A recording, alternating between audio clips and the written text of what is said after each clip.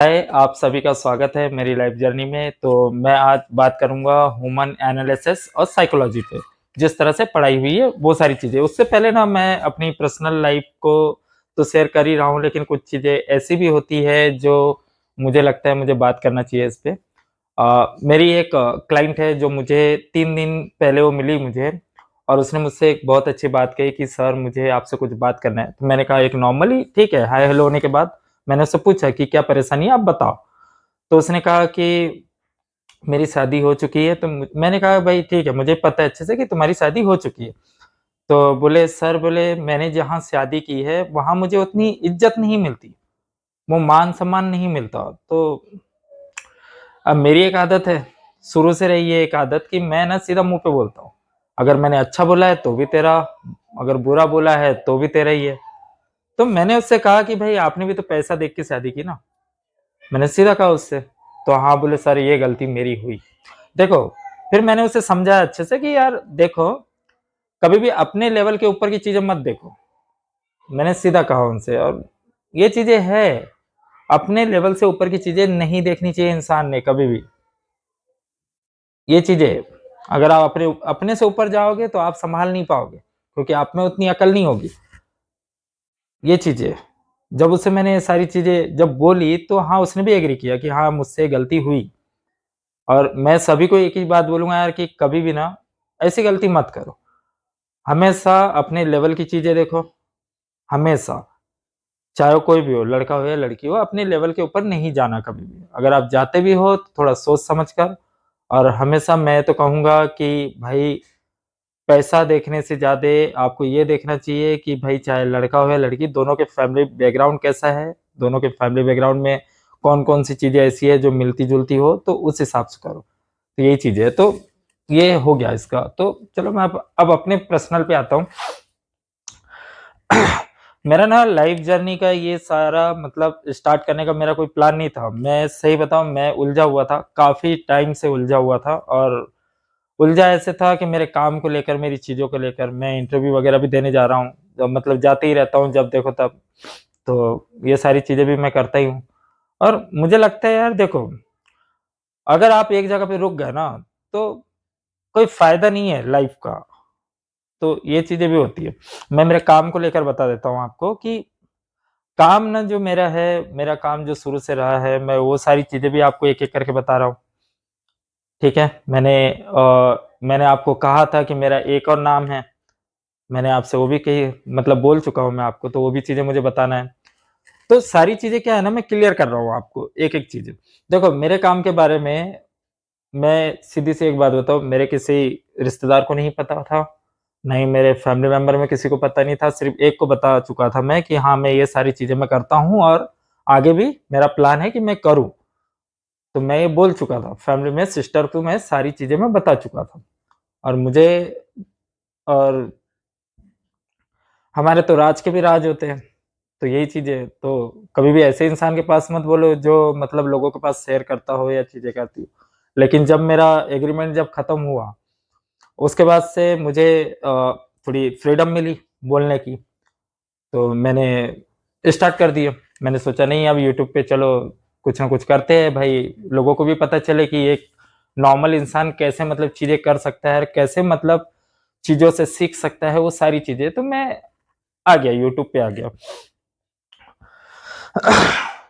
तो होता ऐसा है ना कि आपको पता नहीं होता कि आप कर क्या रहे हो लाइफ में, क्या चीज़ें नहीं कर रहे हो, ये किसी को पता नहीं होता। देखो, नदी का जो पानी होता है ना, ये बहते रहता है, तो उसे मंजिल नहीं पता होती कभी भी।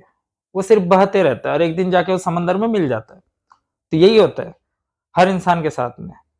आप हो, मैं हूँ, कोई भी हो, सिर्फ़ अपन कर क्या रहे हैं? सिर्फ़ अपना काम कर रहे हैं, अपना कर्म कर रहे हैं। पर हमें जाकर कहाँ मिलना है ये हमें नहीं पता। ना आपको पता, ना मुझे पता, किसी को नहीं पता। बस वही चीज़ें कर रहे हैं जो हमें लगता है कि नियति जो हमसे करवा रही है, जो हमारे मतलब जो हमसे हम जो भगवान चाहता है, भई वही तो कर रहे हैं ना। तो यही चीज़ें होती हैं। तो इंसान वही करता है जो उसकी नियति में लिखा होता है, वही वो करता है। चाहे वो कितना भी किधर भी भाग ले, कुछ भी कर ले, कोई फ़ायदा नहीं है। ये चीज़ें मुझे समझ में आ गई अच्छे से। तो मैं आ चुका हूँ। मैं मेरी पढ़ाई को लेके मैं आपको बता देता हूँ कि मेरी पढ़ाई जो है वो ह्यूमन एनालिसिस और साइकोलॉजी में ही था, शुरू से ही उसी में था। तो उसके पीछे की भी मैं वजह बता देता हूँ। मेरे काम में मेरे काम में हम ये नहीं देखते कि यार कौन-सा इंसान कैसा, किस इंसान ने क्या किया है, हमें इससे कोई मतलब नहीं। हमें सिर्फ़ चीज़ों को एनालिसिस करना है, आगे कॉपी भिजवानी है और उस पर एक्शन लेना है, बस। उसके अलावा हमें कुछ नहीं सिखाया गया। और साइकोलॉजी में इतना कि अगर मैं साइकोलॉजी की बात मैंने कहा था आपसे कि मैं आपको साइकोलॉजी में बहुत सारी ऐसी चीज़ें बताऊँगा, जो आपको एक मतलब डेली रूटीन लाइफ़ में मतलब जो आपको बहुत काम आएगी। मैंने कहा था आपसे।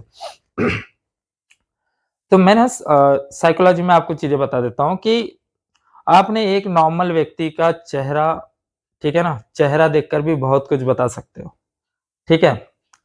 आप चेहरा देखकर भी बहुत कुछ बता सकते हो। उसके बात करने की टोन से आप उसके फैमिली के बारे में बता सकते हो। उसकी आँखें जो होती है ना, आँखों को देखकर आप उसकी नीयत बता सकते हो।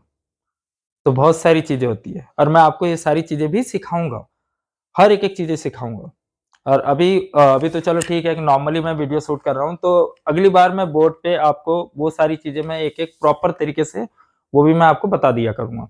तो साइकोलॉजी में मैं चाहता हूँ कि मैं सारी चीज़ें आपको सिखाऊँ, तो मैं वो आपको सिखाऊँगा साइकोलॉजी में। अब मेरी जो लाइफ़ जर्नी का जो चल रहा है वो भी मैं उसी में ही ऐड किया कर दिया करूँगा, साइकोलॉजी की चीज़ें भी मैं उसी में डाल दिया करूँगा।